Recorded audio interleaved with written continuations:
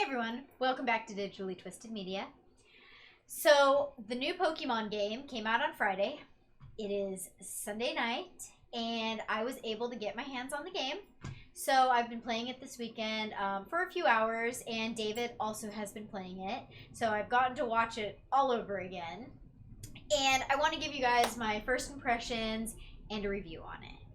So I'm going to start with first telling you about the things that I really like about this game, and then the things that I don't like so much about the game. And at the end, I'll give you kind of my overall impressions and if I would recommend it or not. So one of the things that I really like about this game is I like that it gives you a lot of choices. I was going to say that it's an open world, but I actually, when I was looking for some pictures to talk about with it, I came across an article where Nintendo actually confirmed that it is not an open world. It has a base of operations and then different areas open up in which you have to go to complete tasks. So they compared it a lot more to Monster Hunter than a regular open world game. And I agree with that. I definitely do get a lot of Monster Hunter vibes from this game. If any of you have played Monster Hunter, it is very similar in that you have your base of operations, and from there you get your task that you need to do or your quest that you need to do, and then it sends you out to go do it into a certain region. Along those same lines, something else that I really like about this game is the way that they've incorporated the Pokédex. So in this game, it's taking place as kind of a prequel to some of our other Pokemon games that we've had. And what you're doing is you're part of this this research society who's going out and researching the Pokemon, but they haven't all been cataloged. We don't know a lot about them. Nobody's really tamed them, worked with them. They're just kind of these crazy critters that are running around out there in the wild. And your group that you've hooked up with are the ones going out and researching them.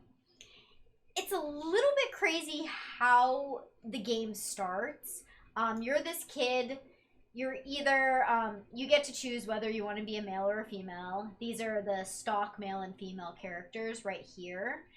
If you choose to be the female character, your kind of companion is the male character, and his name is Ray.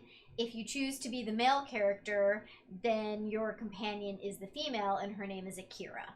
This is what they look like by default. So I chose to be the female character. And so it starts off, I'm just a regular modern girl, and for some reason, basically like the god Pokemon of the game, decides to suck me through time and space along with my cell phone. You gotta make a point of my cell phone falling through time and space with me, and I land in this field somewhere, and this professor of Pokemon right here, who, man, this guy is so goofy.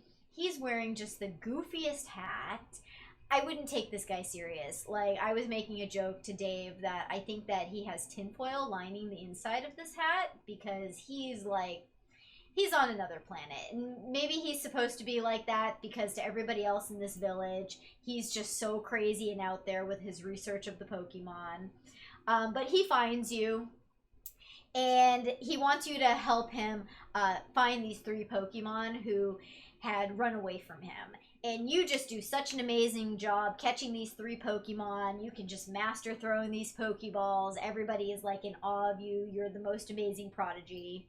He brings you into the village to introduce you to the captain of the Galaxy Expedition team. This woman right here, Commander Sybil. Sybil? Is that what it is? It's Sibel. Sibel? Yeah. Commander they also Sibel. call it some of the villagers call it the Survey Corps. Ah, or the Survey. So it's like no, it's like 2 different names for it.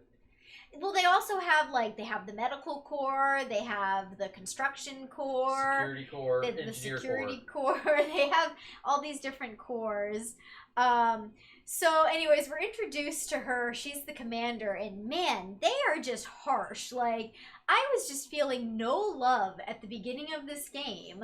They were basically telling me that if they would let me stay there for the night, they'd feed me and give me a place to sleep for the night. But the next morning, if I can't complete the task that they give me, I'm being thrown out of the village, and the Pokemon are probably going to kill me. Somebody call CPS. It was like, it's really harsh. Like, she just, like, she's really cold, has no mercy. It's interesting. I'm kind of getting a little bit off track though. But one of the things that I really like is with the Pokédex, you're given a lot more tasks, a lot more quests, a lot more goals. I really like that personally. With this game, I think it's a good step up from the last Pokemon game that I played, which the last one that I played was Ultra Sun and Ultra Moon, which I felt was a huge, huge, huge grind. I loved the story. I thought it had a really, really in-depth story, and I really wanted to play it because I was really curious to see what happened next in the story. But had I not been sick in bed with bronchitis for a whole week, I probably would not have continued to grind my way through that game because it was just really hard. I don't know. I guess I'm just not really too much of a fan of the constant battles with the Pokemon. And just kind of the repetition of all of that. So I really appreciate that in this game, you're given a lot more options of what you can do. When you're out in the world, you have the options that you can either engage the Pokemon in battle, or you can just straight up throw a ball at them and capture them and move on your way. Or you can even just completely avoid them and go around them and not even interact with them. If you do choose to interact with them in the Pokédex, you have certain goals and objectives that you're trying to fulfill, such as catching a certain amount of them, defeating a certain amount of them, using attacks a certain number of times, getting them through different numbers of evolutions, catching different sizes of them. That to me, because I need those set goals, I need to feel like there's a reason why I'm doing it. That helps to motivate me and keeps me wanting to play the game. So I really like that they added that aspect into this. It just makes it a lot more fun and it makes me want to keep playing it for longer. Another thing that I really enjoyed about it was that they brought a lot more of the crafting element into it. We play a lot of survival games and I really like the crafting. Dave will attest to this.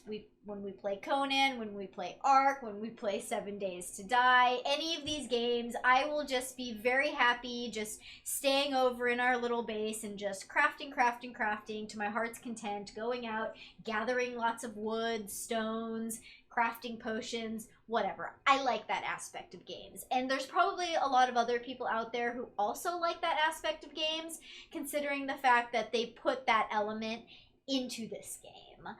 So now you get to gather up the ingredients to craft your own Pokeballs, to craft your own potions, revives, basically all of the things that in previous Pokemon games you would need to be earning money to go out and buy these items to use. Now, if you just put some time into running around and gathering, you can craft them yourself. And I really like that personally.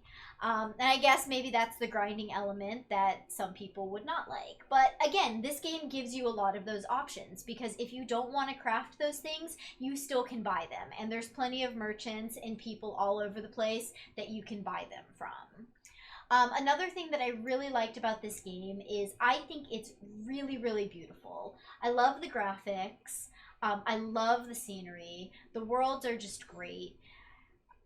Like, look at this. The clouds, the detail in the trees, the grass. You have all these different landscapes. As you're running around, the scenery is changing a lot. It's a really, really, really big and vast world. I know they're saying it's not an open world, but it feels like it's an open world. Like, yeah, I get it. I am only being told I can go to a certain region at a time, but it's a really big region. You can just keep running around. You can go way off the course of kind of where the storyline is directing you. So when I played it, when we first went out to our first region that opened up, and you're kind of guided along tutorial wise, whoever your companion is. For me, it's Ray, which is this guy.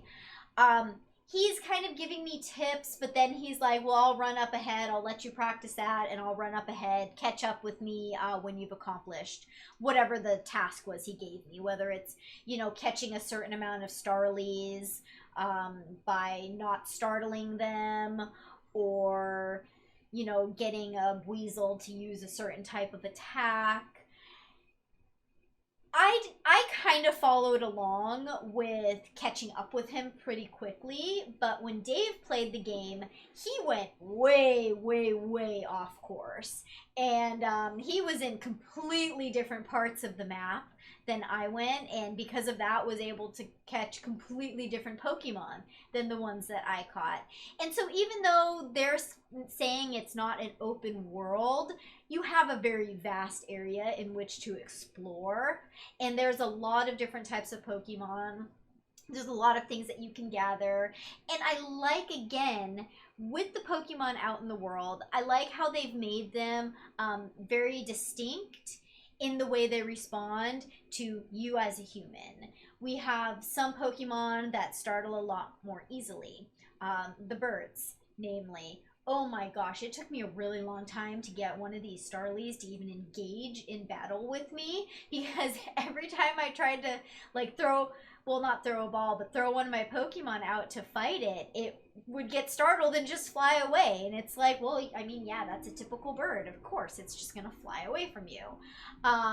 Then you have like the Shinx, which they are a lot more aggressive. So when they see Shinx, is that how you say it? Yeah, Shinx. Shinx. Oh, in my head I was saying Shinx. Oh. Maybe you were thinking something else. Yeah. So they're a lot more aggressive. So when they see you, they immediately want to charge at you in a fight. Then you have the well, you had the rat cat. Oh, the Shinx were the rat cats. You also have the Bidoofs. Bidoofs, there you go. The weird little beaver. The beaver with the teeth. Giant hamster looking things. Yeah. So they are much more tame and friendly. And they're all over the place. You can basically go, that's what these guys are right here. You can basically go right up to them. So I think it's really cool how they gave the different types of Pokemon their own individual personalities, and then that changes the way in which you need to approach them to capture them. So whether it's like you need to crouch down and hide in the grass and then throw the ball at them from behind so that they don't notice you, or maybe you can just go right up to them, or maybe you do need to actually engage them in battle and wear them down and catch them that way. I like how they gave everybody a different style so that you have to really think about it and have just, a little more realistic of an interaction. I think that's really cool too. Another thing that I really liked, and this is something that they take from a lot of these other RPG games, is that you have your quests, you have your tasks, and they've given you an activity tracker. So when you open up your map, you can also open up your activity log, and you can see these are the main quests that are going to advance my story forward. These are the side quests where I'm just doing this to, return a certain type of Pokemon to a person I met in the village. And you can even put a marker on those quests, so then you can see on your map, and then when you're in the world running around, you can see the marker that will help to direct you to the person you need to talk to either turn in that quest or complete the quest.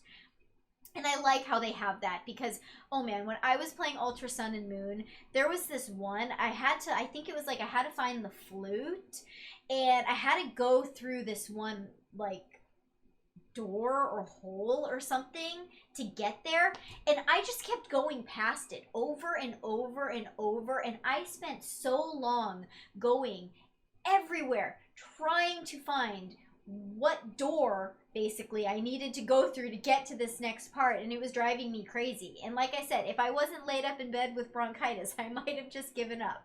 So I think it's kind of cool that they give you the activity tracker in this game so that at least you can stay on course with what you need to do.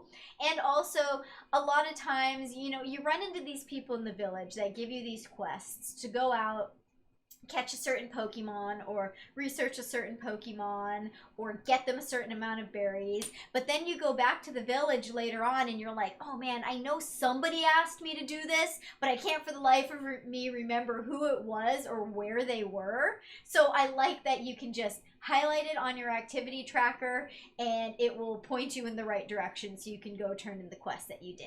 I think that's a really cool addition. Let's see. I think that pretty much sums up all of the main things I had that I really liked about the game. I really liked how they broke out of the box with it. I feel like this is a big step up from the last game that I played. I did look up some gameplay from Sword and Shield, which I didn't get to play that one, but that did look like it was more similar to this, being more of kind of the open world where you get to run around, you get to either engage or not engage the Pokemon. It looked like it was a little bit more similar, but again, I didn't play that one. So the last one that I played was Ultra Sun and Moon, and that was kind of like your old-fashioned Pokemon game where you have just, you know, it was on the Nintendo DS, so the little handheld game, and on your screen you just had the paths that you could go down, and the Pokemons would automatically engage you in battle. If you ran into anybody, they usually wanted to just battle with you. Yeah, there was a little bit other things you could do in the game. You could like pet your Pokemon and feed them berries and stuff, but yeah, only so much that you could do. I think this is like a huge step up of taking what we liked about the original Pokemon games, having like the Pokédex where you're wanting to catch all of them, interact with all of the different Pokemon, but it's also bringing it a little bit more modern into the RPGs, the crafting, the survival element that most modern games nowadays utilize. This right here on the screen, this is the village actually, which serves as your home base. And it's vast, and you can go in all of these buildings, you can interact with all of these people. There's a lot going on here. They put a lot of effort into this game. Is it perfect? No. There's definitely a lot more that they could do, and a lot of places where it's kind of empty seeming. One of the things that I do not like is I don't understand why my person doesn't get to have any dialogue. I mean, if this is supposed to be an RPG game, why is it that everybody who I talk to, my character just stands there just blankly staring at them? People will straight up ask me questions. Oh, how did you sleep? And then they just continue on talking without even giving my person a chance to respond. Now, I don't need it to be like a big, long, drawn-out menu of options of things for me to say, but like even just have, you know, some cutscene dialogue of my character talking back rather than just blankly standing there staring at everybody talking to them and like directing them around and giving them tasks. That's something that I think is really lacking. Like, I know we have the programming technology for this. I know that we can do it. These are cutscenes that we're talking about. If you can program the other characters having their dialogue, you can program my character having dialogue. So this is one of the things I think is really lacking. Also, so many games have actual, like, you know, voice acting. This game doesn't have any voice acting. There's no talking. Even like the characters, you know, the professor, my companion, the commander, all of these NPCs who nothing about their interactions with me are really going to change, even based off of the responses that I give. I don't see why they can't have some voice acting. Most other games nowadays have voice acting. I mean, I even can get, like, you know, games on my cell phone that have voice acting. So it just seems a little bit lacking that they can't manage to put any voice acting in here. For the dialogue, at least in the cutscenes, at least for some of the exposition. A lot of the Pokemon that we come across, they're just making these weird, goofy little noises that aren't even them saying their names.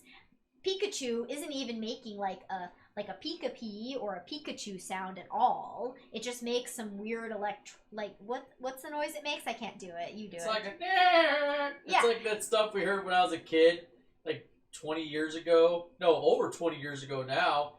Back in 1995 when they had the Game Boy games, and it just was that little sound. It's like I think I read an article a long time ago, or not that long ago, that says, well, it's because they're limited in storage for digital. It's like, okay, well, maybe we'll have less pointless mountains and valleys to run through, and them just actually say their name through it, like, one time. Because it's like, it's dialogue. So we're not asking for Pikachu to give us a narrative like he's Ryan Reynolds, but we want, like, so some more voices, I think would be more than, like, it'd be more than reasonable to ask for. I totally agree with that. And along with kind of the audio and the sounds of this game, it has the most boring, put you to sleep elevator music ever. It's like... This is why right now I'm playing it. Come on. And it's in mute. Yes. I was playing this the other day, and Dave looks over at me, and I'm falling asleep. And he's like, is the game that boring? And it's like, well, no. I just was... in the village. It was kind of, they have a lot of these, especially at the beginning, they have a lot of these really long kind of tutorial type, you know, dialogue interactions with people where they're kind of telling you, okay, you gotta go over here is where we have the clothing shop, and over here is where we have a place where you can get, you know, your crafting items, and a lot of that kind of stuff where you can easily figure that out just kind of running around and talking to the people. And so it's a lot of just click, click, click, click, click as you're clicking through all of this dialogue, and you just have this boring elevator music going on in the background, lulling you to sleep. And even when you're having the battles, the music does not get very much more exciting. So that's another area where I think the game is really lacking. Like, it could definitely have some way more interesting soundtrack, some more interesting sounds, some environmental ambiance to it. Yeah, excuse me, I'm so sorry. So those were some areas that I was not super fond of. Excuse me. And some of the other, sorry, I'm drinking this carbonated drink, which these are really good, by the way. And I guess my last point, of which I wanted to talk about. Oh, I want to get back to my pictures. This one. Okay, so I feel like you get a much different interaction with the other characters, whether you're playing it through your female character or whether you're playing it through the male character. So I felt like when I was playing it and I had Ray, the male, as my companion, that Ray was much more always negative about everything. He always seemed kind of jealous of my abilities and just always, like, I don't know, like, I don't want to say he was rude, but he just always seemed kind of like just really down on himself, just whiny, yeah. But then when Dave was playing it as the male character with the female character Akira as his companion, she just seemed so much more happy and bubbly and confident. No, she's not confident. She's just not? More happy and bubbly about you. Oh, okay. Being awesome. It's a much different experience. So, and I get it. I get it because unfortunately in our political climate, we like to have female empowerment and we don't like to have male empowerment. So that's why I feel like they've kind of really downplayed the male character to make him very, like, less than you. Whereas with the female character, they don't really do that with her, and instead they just make her more like, oh wow, you're so cool. I'm just happy to be hanging out with you. I don't. I mean, she does have like issues with her Pikachu. Yeah, that I think you said was with the male character. Yeah, too. he was like that too. I don't know, just something about like the facial expressions and just the whole way that it came across.